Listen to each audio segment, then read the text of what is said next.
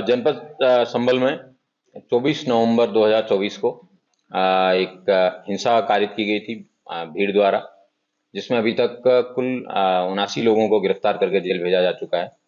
उसमें 29 पुलिसकर्मी एवं एक प्रशासन के व्यक्ति घायल भी हुए थे। कई लोगों को गोली भी लगी थी, उसमें घायल हुए थे। उसमें पुलिस द्वारा इन्वेस्टिगेशन किया गया है। थोरो प्रोफेशनल इन्वेस्टिगेशन के बाद में आज संभल पुलिस को एक अच्छी सफलता हाथ लगी है, जिसमें उस दिन घटना कारित करने वाले जिसने व्यक्ति द्वारा असले प्रोवाइड किए गए थे, जिस व्यक्ति के द्वारा इंस्ट्रक्शन दिए गए थे, जिस व्यक्ति के द्वारा ये हिंसा करवाने के लिए असले भी प्रोवाइड किए गए थे, उस व्यक्ति को पुलिस द्वारा गिरफ्तार किया गया है, जिसका नाम गुलाम पुत्र मुख्तार है। ये मोहल्ला दीपा सराय नखासा का रहने वाला है। इस व्यक्ति को गिरफ्तार करने पे पूछताछ पे पता चला है कि इस व्यक्ति के ऊपर कुल 20 मुकदमे अभी तक दर्ज हैं, जो कि जनपद संभल में और आसपास में है। इसकी लंबी क्रिमिनल हिस्ट्री दिल्ली और एनसीआर के अन्य जगहों पर भी हो सकती है, उसका भी पुलिस द्वारा खंगाला जा रहा है। इसके द्वारा बताया गया कि पूछताछ में कि 23 तारीख को इसने अपने बॉस सारिक साठा से बात की थी। सारिक साठा को यहाँ के किसी स्थानीय व्यक्ति द्वारा बताया गया है कि 24 तारीख की सुबह को सर्वे होगा। सर्वे के समय किसी भी सूरत में वो सर्वे नहीं होने देना है। पूछताछ के दौरान इसके द्वारा ये एडमिट किया गया कि जो सारिक साठा है ये एनसीआर से गाड़ी चोरी करवाने की गैंग का सरगना है। वो अभी आज से कुछ साल पहले फर्जी पासपोर्ट बनाने के बाद में यहाँ से विदेश चला गया है। ये वहीं से बैठ के इस गैंग को संचालित करता है और यहाँ भारत में उसका काम करने के लिए ये व्यक्ति गुलाम है, ये काम करता है और गुलाम द्वारा दिल्ली एनसीआर से गाड़ियां चोरी करके उनको मणिपुर, नॉर्थ ईस्ट में, कलकत्ता में, मणिपुर में बर्मा बॉर्डर पे दी जाती है और उसके बदले में इनको असले मिलते हैं और उन असलों को देश भर में सप्लाई करने का काम ये करता है। इसी में ही पुलिस को और अच्छी सफलता मिली, जिसमें पुलिस द्वारा इससे जब रिकवरी की गई है इसकी निशानदेही पे, तो एक 9mm की पिस्टल पुलिस को इसके पास से मिली है। 2 पिस्टल 32 बोर की इसके पास से रिकवरी में मिली है। एक अदद मैगजीन मिली है। 5 9mm के जिंदा कारतूस इसके पास से मिले हैं। एक तमंचा है, वो 315 बोर का इसके पास से मिला है। .22 के भी कई कारतूस मिले हैं। 30 बोर के भी इसके पास से कारतूस मिले हैं और उससे भी ज़्यादा बड़ी चौंकाने वाले तथ्य ये हैं कि इसके पास से एक BO-06 Dynamit Nobel Aktiengesellschaft Troisdorf Germany लिखा हुआ एक बॉक्स मिला है, जिसमें उसके 12 बोर के 20 कारतूस मिले हैं, जबकि उस बॉक्स पे 12 बोर के 7 कारतूस मिले हैं, जबकि उस बॉक्स पे लिखा है 20 कारतूस का। इसका मतलब इसने 13 कारतूस कहीं अन्य जगहों पे इसने प्रयोग भी किए हो सकते हैं। ग्रेट ब्रिटेन का भी इसके पास से एली नॉच करके एक कवर है वो मिला है और मेड इन इंडिया की पैंदी के इसके 12 के AF के और चेकोस्लोवाकिया के बने हुए इसके पास मेड इन चेकोस्लोवाकिया के भी कारतूस हैं वो मिले हैं। इससे पता चलता है कि किस तरीके से इंटरनेशनली जो कारतूस हैं वो इसके पास ये यूज करता था। एक अन्य 9mm जिंदा कारतूस जिसपे SB2Z 9mm POFP लिखा है, तो ये उसी तरीके का कारतूस है जो कारतूस उस दिन पुलिस के द्वारा घटना के बाद में जब नालियां खंगाली गई थी, चेक की गई थी, HHMD DFMD उनके सहयोग से पुलिस द्वारा मेटल डिटेक्टर से तो उनको निकाला गया था, तो उस तरीके जो कार्ट्रिजेज मिले थे सेम कार्ट्रिजेज इसके पास से भी मिले हैं और इस तरीके से इसके पास से काफी भारी मात्रा में असला भी बरामद हुआ है। तो इस बात को सत्यापित करता है और जो पूर्व में भी कई वर्षों से इसकी जो खबर पुलिस के पास थी कि ये असला ट्रेडिंग में इस तरीके का काम ये दीपा में करते आ रहे हैं। इसके द्वारा पूछताछ में बताया गया कि पूर्व में इसको राजनीतिक संरक्षण इसको और सारिक साठा को प्राप्त था, जिसकी वजह से ये लोग दीपा सराय में बिना किसी चिंता के आराम से शांति से जितने भी आपराधिक गतिविधियां हैं वो करते आ रहे थे। लेकिन पिछले कुछ समय से पुलिस की सख्ती के कारण ये आपराधिक गतिविधियां संचालित नहीं कर पा रहे थे। इसके द्वारा यह भी बताया गया कि जो 24 तारीख को जो हिंसा है उसमें एक कोई वकील है जो कि बाहर से आते हैं और वो जगह जगह पे एप्लीकेशन डालते हैं।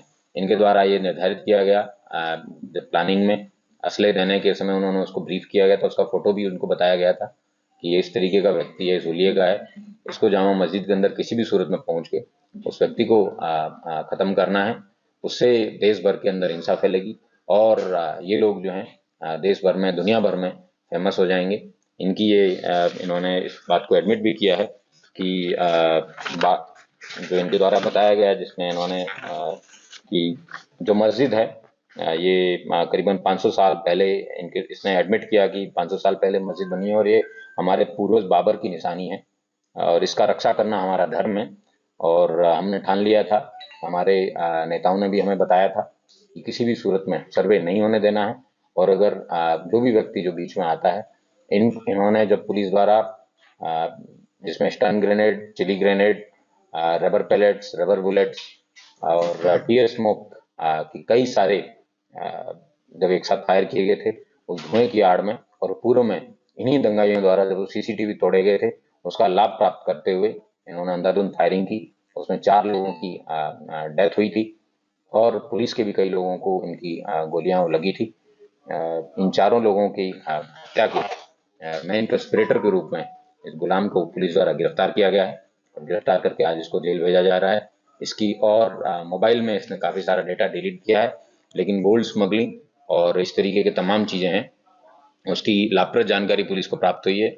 लेकिन इसका मोबाइल है वो लैब में भेजा जाएगा, वहाँ से जो भी लाभप्रद सूचना पुलिस को मिलेगी पुलिस उसको इन्वेस्टिगेशन में भी शामिल करेगी।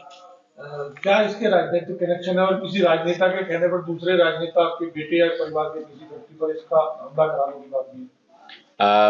वर्ष 2014 में यहाँ से शफीकुर रहमान बर्क नाम के व्यक्ति हैं जो इस दुनिया में नहीं है अभी। इन्होंने समाजवादी पार्टी से चुनाव लड़ रहे थे। ये किसी एक दूसरे अन्य पार्टी के कैंडिडेट के सामने चुनाव लड़ रहे थे, तो एक अन्य राजनेता जो मुस्लिम बिरादरी के ही हैं वो किसी अन्य को सपोर्ट कर रहे थे। उसी बात को कशीदगी को रखते हुए इन्होंने तत्कालीन जो कैंडिडेट थे उनके कहने पे सोहेल इकबाल नामक व्यक्ति के ऊपर इन्होंने अंधाधुंध फायरिंग की थी, जिसमें 121/2014 एक अभियोग पंजीकृत किया गया था जो कि 307 और 7 सीएलए एक्ट में थाना कोतवाली संभल में 4 मार्च 2014 को लिखा गया था। जो इन्होंने शफीकुर रहमान बर्क के कहने पे इन्होंने अन्य जो सोहेल इकबाल हैं उसके ऊपर फायरिंग करके इन्होंने ये घटना कारित की थी और उसकी वजह से दोनों समुदायों में, मुस्लिम समुदाय के ही 2 समुदाय जिसमें तुर्क और अन्य लोगों के बीच में काफी कशीदगी है वो बनी रही थी। रूप से इनको आदेश निर्देश देने की बात आई है पुलिस को कई ऐसे व्हाट्सएप ग्रुप्स मिले हैं जिसके अंदर भीड़ को इकट्ठा करने के, उसमें एक सांसद संबल नाम का एक व्हाट्सएप ग्रुप है जिसमें पुलिस को 21 नवंबर की रात्रि में लोगों को इकट्ठा होने के बारे में बताया गया था कि 22 को ज़्यादा से ज़्यादा लोग मात्रा में लोग आएँ और 23 और 24 तारीख के लिए भी उसमें विभिन्न प्रकार के घटना के बाद में इंस्ट्रक्शन दिए जाने की बात इस तरीके प्रकाश में आई है। उसमें से कई सारे मैसेजेस हैं जो जिन लोगों के द्वारा मैसेज किए गए थे पुलिस द्वारा उनको पूछताछ के लिए बुलाया गया है, लेकिन कुछ लोग अभी तक पुलिस के सामने अपीयर नहीं हुए हैं। जैसे ही वो अपीयर होते हैं पुलिस द्वारा उनसे पूछताछ की जाएगी और उनके मोबाइल से उस व्हाट्सएप ग्रुप को खंगाला जाएगा।